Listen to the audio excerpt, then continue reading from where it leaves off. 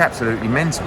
I mean, can you imagine me tweeting about one of my fighters going, I'm very concerned about their mental health 2 days before their fight?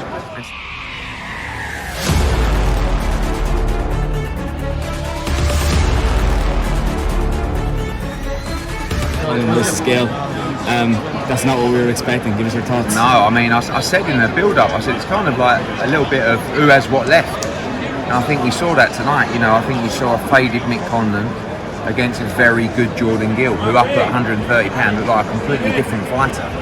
And you know, for Michael, got caught early, didn't really recover, but started to come back into the fight. But you always felt like he was capable of getting hurt at any moment. And I think just before the stoppage, Jamie Conlan stood up and sort of looked at the corner as if to say, let's get the towel ready to go. You know, I think everybody knew that, you know, he just wasn't recovered at that point. I think it's something I saw a bit on social media. Stoppage was a bit early. I don't really think so. I mean, you could have probably let it go on, but he was badly hurt. His legs weren't with him, and he was getting hit at will. So I think that there was no complaints from the corner or the Conlan team.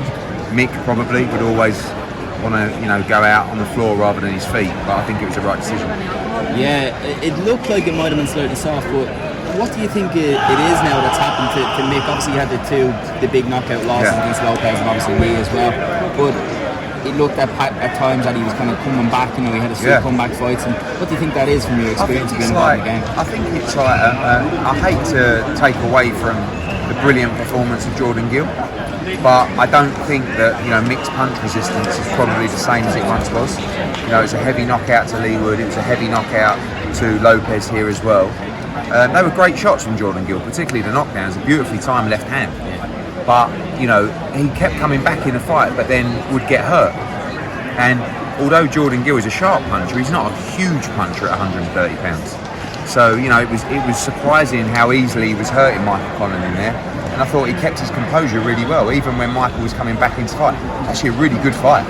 And, you know, in the end, Jordan just took his time, picked his spot, hurt him again, backed him up, and I think it would have been, you know, a more definitive stoppage, but I think Howard probably did the right thing to make sure that he didn't get hurt. Yeah. More about Mick, and what's next for Mick? Obviously, I mean, I think it's obviously it's a fighter's decision, but it's very difficult to come back from that because, you know, it's a guy that wants to challenge for world titles, and obviously he lost for a world title, which is always fair enough.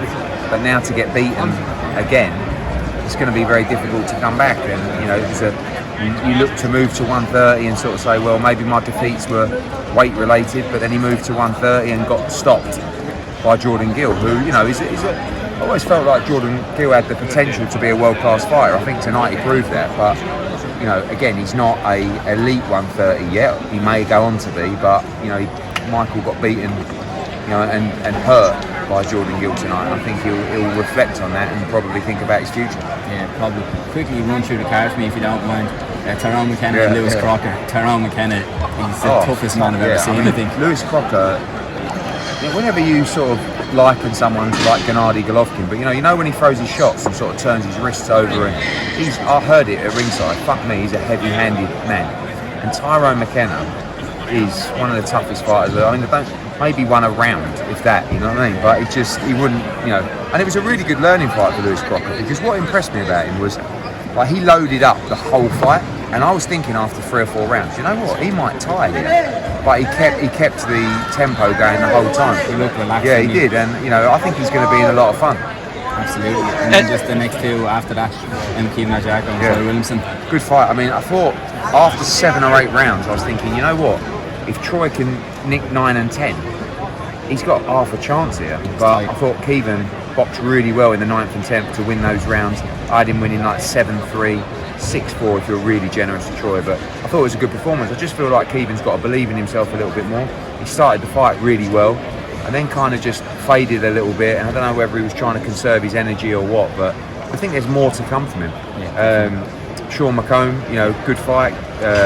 You know, and I felt like he could have stepped on the gas a little bit in the 12th round as well. 10th round, because I think he could have got Sam Maxwell out of there, but good win for him as well. Yeah, absolutely. Eddie, you won't take up any more of your time. Thanks very much. Eddie, obviously big slate of shows coming up on the Zone now in the next couple of weeks, starting tonight really with this Garcia fight. What do you think of everything that's happened this week? I mean, it's absolutely mental. I mean, can you imagine me tweeting about one of my fighters going, I'm very concerned about their mental health 2 days before their fight?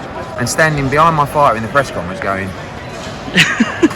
like, the whole thing is like a circus, you know? And Standard Oscar, yeah? Listen, I really like Ryan Garcia. I think he might get beat tonight.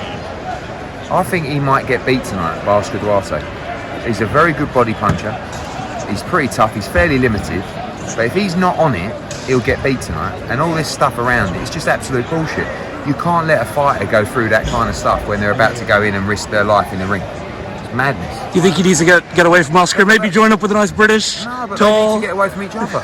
It's so toxic, isn't it? I mean, you can't work like that. It's a dangerous enough sport as it is without your own promoter questioning your mental health 2 days out from the fight. I mean, you know, it's a shambles. What about the Hopkins thing? That was a little weird as well. Yeah, but they're talking to him, they're goading him at the press conference. It's his fighter. You know, I've never seen anything like it, but they just need to get together in a room and do a deal and walk away. Spoke to Frank Warren recently? No, I was actually filming all day yesterday the promo for Day of Reckoning, and he was actually supposed to be there, but his filming got changed to today, I think, so unfortunately didn't bump into him, but we will do in Saudi. Last quick one, what do you think of KSI's appeal getting overturned? Yes. Or not getting overturned against Yes, them? major day for boxing. A little showdown in Limerick with Paddy. I think Paddy's a real star, you know, and I think off the momentum of that performance on a Katy Taylor card, you know, I think that would be good fun to go down there. But obviously, all now the efforts is towards Katy's next fight, which will be outdoors. But where it'll be, I mean, yeah, we are starting talking to the Aviva as well. Obviously, our dream is to do it at Croke Park, her dream as well. We have opened those talks now, so we'll see where they get to. But yeah, I think that's the aim for the next one. There may be one in the middle as well.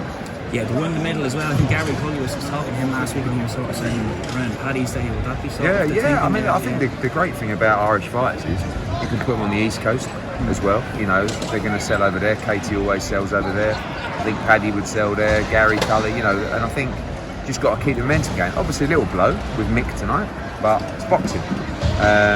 But I think that we can put a card together at Croke Park, particularly, that would be a sensational night for Irish boxing. And you know, the plan is not just to come back with Katy, it's to come back with interim. And we know that with Paddy and with Gary and with Keevan and people like that, they haven't yet got the star power to headline their own card.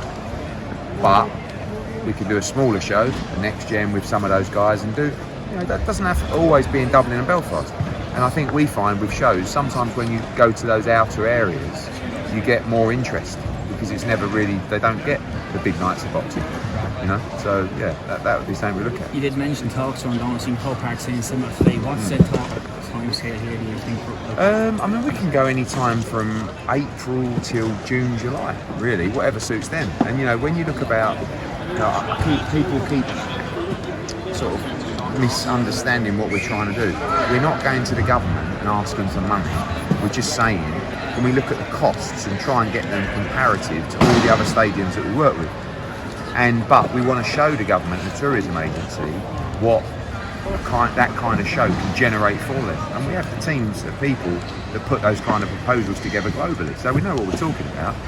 And they will probably tell us, if they want to help, which weekends they'd rather help on. Do you know what I mean? Because otherwise, one of the problems with the last show, if you remember, there was a rugby event on, and it just didn't make sense for them. All the hotels were full, all the restaurants were full. So, you know, hopefully it's a positive conversation, because you have to say that, although there'll be a lot of Irish fans there, you know, 60, 70,000, whatever it is at Croke Park for a fight, it's pretty. I really would. Yeah. I just think with the momentum, with the politics, with the controversy, with the chat, and the difference is, the reason, you know, people might say, oh, I don't know if they can sell it out, because they do, you know, we do 9,000. Ticket prices are astronomical at the Free Arena when we go there. £1,000 for ringside. The average ticket price is like 300 odd euros. You could make €30 tickets. You know, even potentially even cheaper. And then you bring out a whole different audience to it, not just fight fans, but just the public that want to go to a historic event. And that's what we would do if we got that kind of capacity. Okay, thanks, right. And Conor McGregor, yeah, he'll be there? Of course.